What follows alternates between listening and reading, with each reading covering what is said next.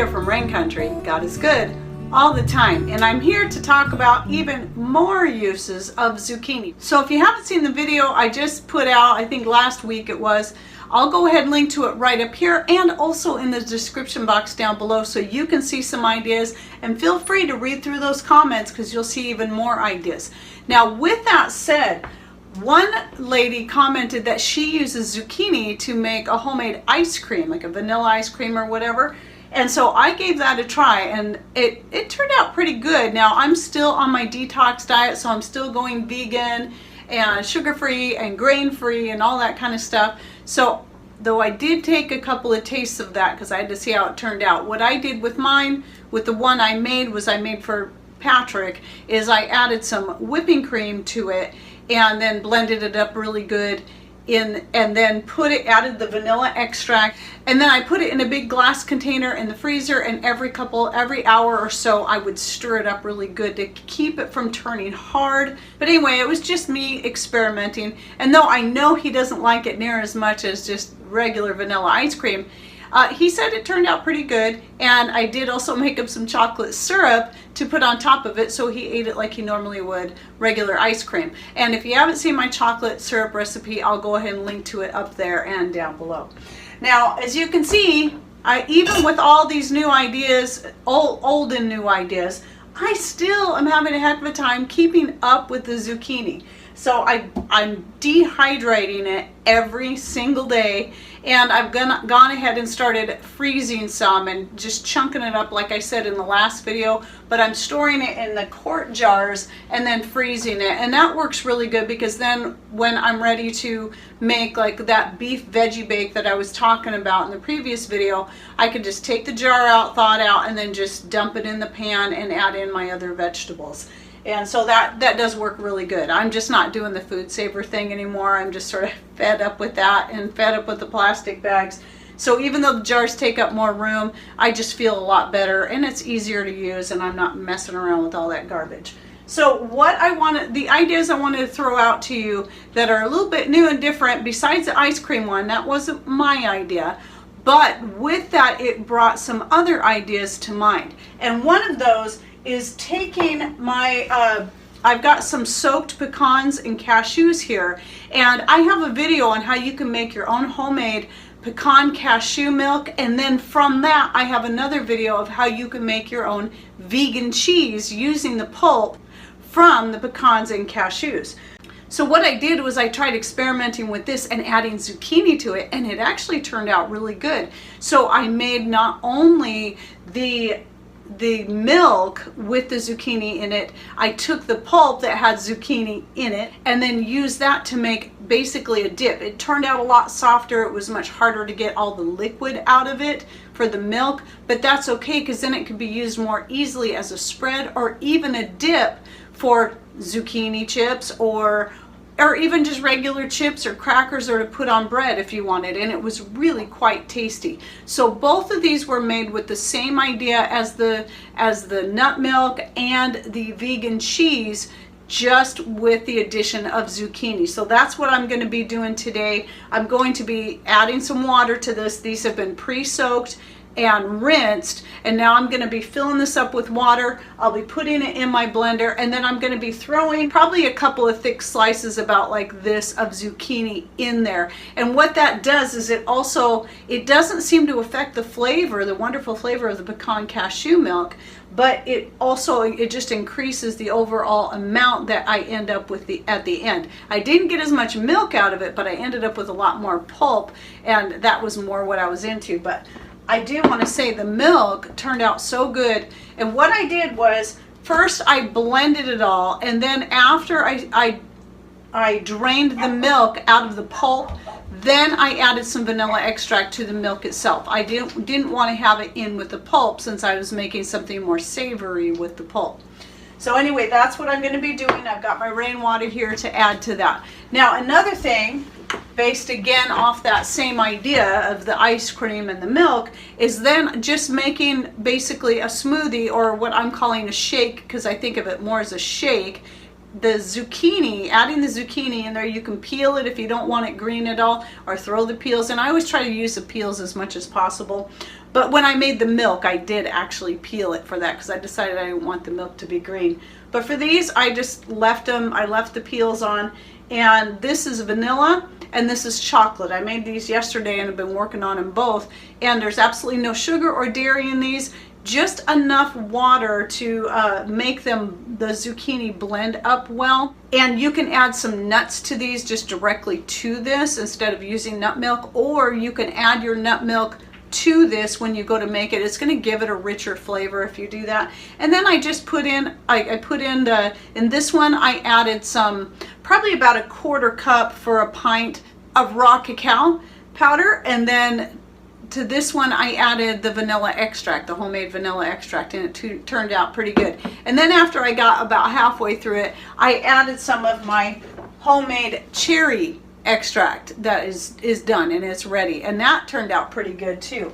And so I'll probably be doing some more of that, but so far the chocolate one is my favorite. It tastes really good. So all I did to sweeten it was go pick some fresh stevia from my greenhouse and threw that in there. But if you decide to do this, I recommend using honey since you're going to be keeping it raw. I would just slightly warm if you're going to, your water or your nut milk, if you're going to add that in there first.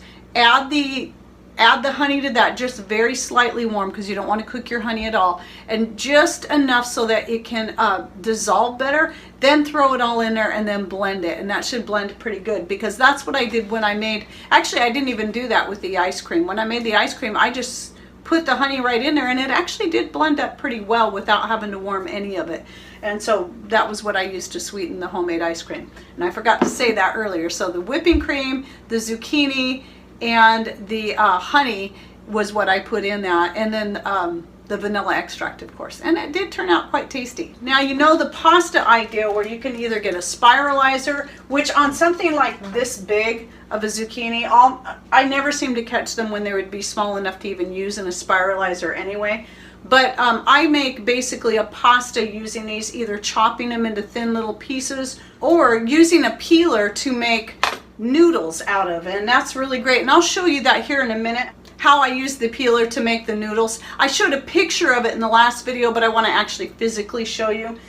But the other thing you can do based off that same idea is use the, using your zucchini as a pasta replacement. You can also use it as a rice replacement, and I've tried that too. And I did one where I made my meatballs and gravy, and then I made some, since I was making the rice for myself separately, I went ahead and made a big batch of it so Patrick could try the meatballs and gravy on the zucchini. Now, I think he thought it was okay. He said it wasn't bad. I know he probably still liked the rice better, but still it's a good replacement and healthier than the rice too, and a way that you can use this up. So I'm going to show you what I did to make the rice.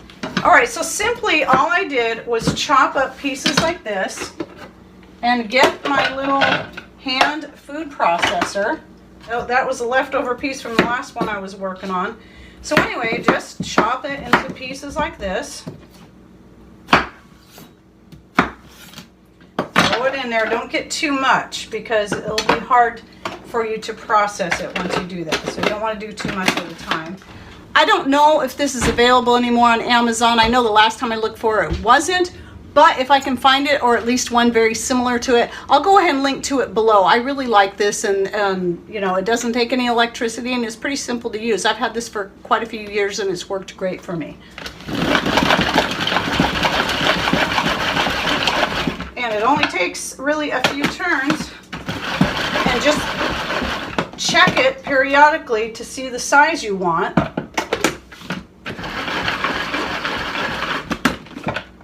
And that looks good. That's close to the size of a rice. Could be a little bit smaller, but I don't want it to get too much like mush either. And so then I simply put it into my cast iron skillet or whatever pan you're going to use. And I'll add a little bit of avocado or coconut oil to this. Just a little bit. That's mostly just to keep it from sticking. And then just cook it up. You can put a lid over it. Usually what I do is I'll put a lid over it for the first few minutes that it's cooking to make sure that it softens all the way through.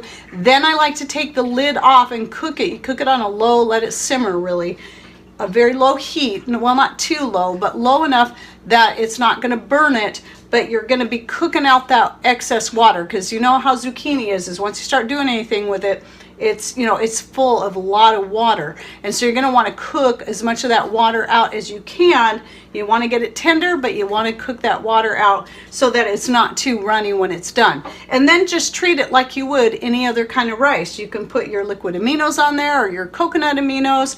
You can make some kind of topping to put over it, a gravy, a sauce, you know, some stir-fried other vegetables or anything that you want. And like I said, I tried that with the meatballs and gravy, and though I didn't actually taste it myself because the meatballs and gravy are meat and dairy, like I said, Patrick tried it and he said it turned out okay for him. So just, you know, if it's a temporary thing, once in a while thing, it's probably not so bad.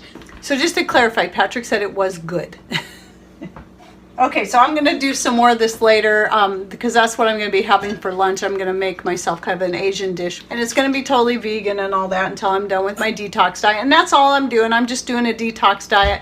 And for me, this is the best time to go grain-free, dairy-free, and all that when I have a lot of great produce coming in that I can do many things with. Okay, and then the next thing I wanted to show you was making those noodles like I was talking about. One of the best ways to do it is to go like this. Cut a chunk like this, or longer if you want the noodles longer. I find this to be good enough right here, and it's easier to handle.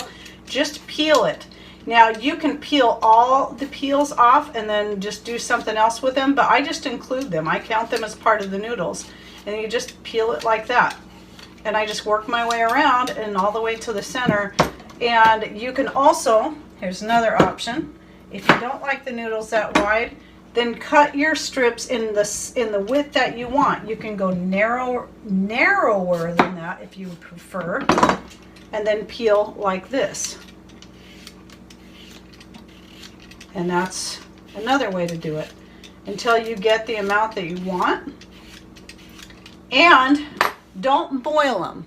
You can, but you're just adding more water to water, really. So the best way to do it is just like I was talking about with the rice, is just saute it. Basically just saute it. You can even put a little bit of that homemade raisin vinegar in there. It actually tastes really good, or a little bit of your homemade wine, and then just saute it for a little bit along with your coconut oil or avocado oil or whatever oil it is that you prefer to use.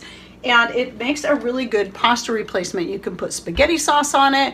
I like to put the nutritional yeast on there and some red pepper flakes. And then lately, that's what I'm doing. The nutritional yeast, the red pepper flakes, and some seasoned salt. And it's just really good. And I really feel like I'm eating something kind of hearty. And yet I'm still able to keep doing this detox and I'm feeling pretty good. So it's like I said, this is the best. If you're going to do a detox and you've got a lot of great garden produce coming in, now is the time to do it. And then coming back real quick to the shake idea, don't forget your other extracts. So if you're working with different extracts, whether it be that you've used some fruit that you've dehydrated yourself, or some freeze-dried fruit that you've bought from Mother Earth products or something like that, like I did here with the cherry extract, and I've made with the raspberry extract, try any of those for flavoring your smoothie. And if you're not doing dairy free, then just add some whipping cream to this. This would be, or even half and half, like an organic half and half.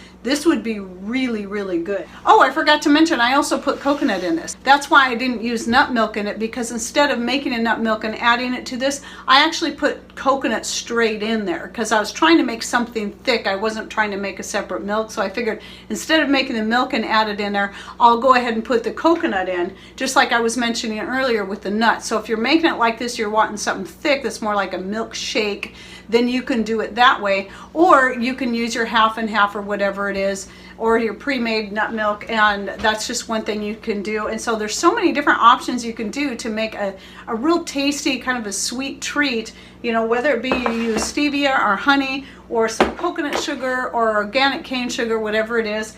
You can make a pretty healthy sweet treat doing that. And especially this time of year when it's hot and you just want something that's cold, you could also consider putting this in your freezer for a few minutes. I've just been keeping them in the fridge because it's thick enough, kind of like a shake as it is, but I do have to shake it before I drink it because it does kind of start to separate. And then one more thing I wanted to mention that also tried, you've seen I have some different recipes out there on how to make your own creamsicles. I made Patrick some coconut banana chocolate creamsicles yesterday, and then what I did was just to add more bulk and to use up some more zucchini and add more nutrition is I cut a chunk of zucchini and chopped it up like I did with the pieces you saw before I made the rice, and threw them in the blender with everything else, and then made some, and I did take a little taste of it, and it tasted pretty good. So you don't notice the taste of the zucchini in there. That's what makes zucchini so great and using in so many different ways, is that you can cover up the flavor really easy. If you don't like zucchini, the flavor of it, it's not even noticeable because it's so very mild and bland that it blends well with just about anything. So there's some more ideas, and again, don't forget to check out my other video on the many uses and preserving of zucchini, and read the comments down below because I'm sure there'll be more people coming in with their ideas or maybe some new experiments that they've tried. Okay, well, I hope you enjoyed this video and that you learned something new. Thanks for watching, take care, and God bless.